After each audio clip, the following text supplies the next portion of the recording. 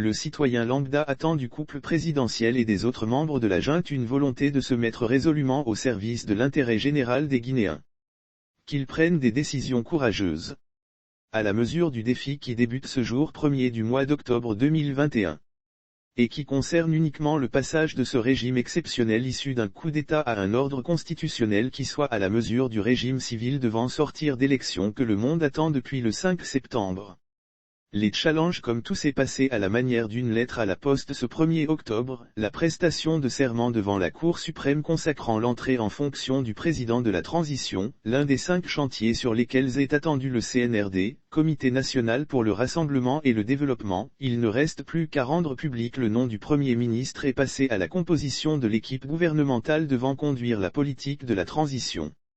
Après cela, ce sera la mise en place officielle du CNT, Conseil national de transition, principal législateur chargé de rédiger la future constitution du pays.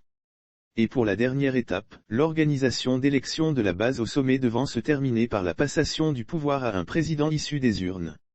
Ce sont là les défis à relever par Doumbouya et son équipe. En sa qualité de premier responsable de la réussite de la transition, Doumbouya devra se rappeler avoir juré devant le peuple de Guinée de préserver en toute loyauté la souveraineté nationale, de respecter et de faire respecter les dispositions de la charte de la transition, la dignité humaine, les lois et règlements de la République. C'est une lourde charge. Et le président de la Cour suprême, Mamadou Sylla, a tenu à lui dire de vive voix, ceux qui vous applaudissent aujourd'hui, vont vous observer d'un œil vigilant, très critique, scrutant l'avenir avec un espoir mêlé d'angoisse. C'est un acte de foi qui atteste de son engagement à remplir sa mission. Le commandant du groupement des forces spéciales investi dans ses fonctions de président de la République affirme mesurer, à sa juste valeur l'ampleur et l'immensité des charges qui, lui, sont confiées en sa qualité de président de la transition, chef de l'État.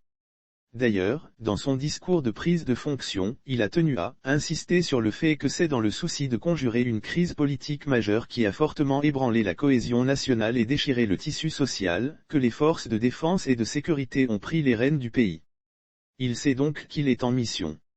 Et ne devrait pas du tout passer outre à ce serment. Pour l'honneur et pour l'histoire.